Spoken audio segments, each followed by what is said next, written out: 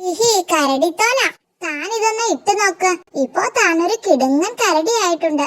ഇതിട്ടാൽ വല്ലാത്ത ഉഷ്ണമാണോ. ഇനി താൻ ചെന്ന് ആ കടിയനിട്ട ഒരു ഏറ് കൊടുത്തിട്ട് വാ. അമ്മോ, ആ പണിക്ക് ഞാനില്ല. പേടിക്കണ്ടാടോ, ആരും തിരിച്ചറിയൂല. കലക്കം വേഷമല്ലേ.